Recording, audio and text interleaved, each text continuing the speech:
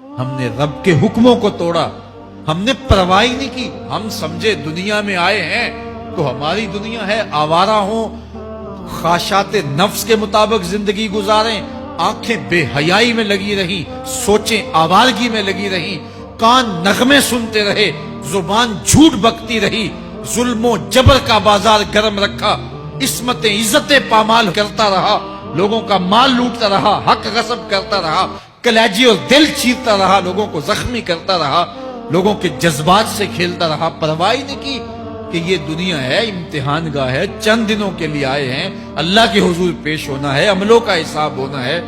اب جب وہ دیکھیں گے کہ ہمارے ساتھ کیا ہونے والا ہے تو ان کے چہرے پہلے بگڑ جائیں گے. کیوں؟ وہ گمان کریں گے کہ ان کی ریڑھ کی ہڈی توڑ دی جائے گی. ایسے عذاب آئیں گے جس طرح کسی کی ریڑھ کی ہڈی ٹوٹ جائے تو اس کا چہرہ شگفتہ گلاب تو نہیں ہوتا، اس کا چہرہ جو ہے وہ تو کس قدر مرجھایا ہوا ہوتا ہے.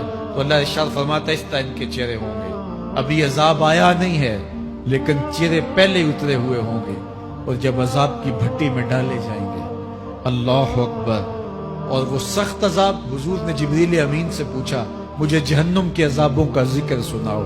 عرض کی حضور سب سے ہلکے عذاب کی کہانی سناتا ہوں، اور وہ یہ کہ جہنمی کے پاؤں میں آگ کا جوتا رکھا جائے گا، باقی پورا بدن اس کا سلامت ہوگا. یہ سب سے ہلکے عذاب کی کیفیت ہے. اب پاؤں میں آگ کا جوتا ہوگا، حدت، گرمی، شدت اتنی ہوگی کہ دماغ پگھل کے ناک اور کانوں کے راستے سے باہر آ جائے گا. پاؤں میں رکھے ہوئے جوتے کی گرمی دماغ کو ایسے چڑھے گی کہ وہ پگھل جائے گا اور ناک اور کانوں کے راستے سے باہر آ جائے گا.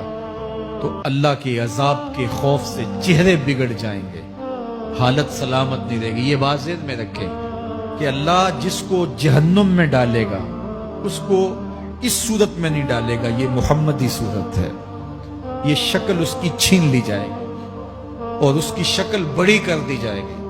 اس کا ایک ایک دانت احد پہاڑ جتنا ہوگا. احد پہاڑ کا پھیلاؤ 15 کلومیٹر پہ ہے. 15 کلومیٹر کا ایک دانت اور 32 دانت کتنے ہوں گے تو منہ کتنا بڑا ہوگا. اس کو اتنا بڑا اس لیے کیا جائے گا تاکہ وہ عذاب کی تکلیف زیادہ سہے. 70 گز موٹی کھال ہوگی اور کھال جل جائے گی تو اللہ قرآن میں فرماتا ہے ہم نئی کھال دے دیں گے تاکہ عذاب کی تکلیف اس کو گوارا کرنی پڑے. پھر چیخے گا، چلائے گا، ہائے مجھے پانی دو، پانی دو، پیاس کی شدت ہے. 70 سال تک تو اس کی کوئی آواز ہی نہیں سنے گا. 70 سال کے بعد داروغہ جہنم چیخ کر کہے گا کیا مانگتا ہے؟ وہ بولے گا مجھے پانی چاہیے. کہا جائے گا تمہیں بھی ملتا ہے پانی. پھر داروغہ جہنم اسے پانی دے گا. کوکا کولا کی بوتل دے گا یا پیپسی تھما دے گا یا منرل واٹر کی بوتل دے گا؟ نہیں، قرآن بتاتا ہے اسے مائے حمیم دیا جائے گا، کھولتا ہوا پانی. اور وہ اتنا گرم ہوگا جب پینے کے لیے چہرے کے قریب کرے گا اس سے اٹھتی ہوئی بھاپ کی وجہ سے چہرے کی کھال ادڑ کے اس کے اندر گر پڑے گی، لیکن اس کے باوجود اس کو پینا پڑے گا.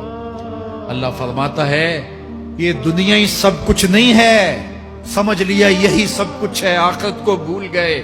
صبح اٹھے کام پہ چلے گئے، شام آئے آوارگی میں چلے گئے، صدائیں آتی رہی حی علی الصلاح حی علی الفلاح، کوئی پرواہ نہیں کی.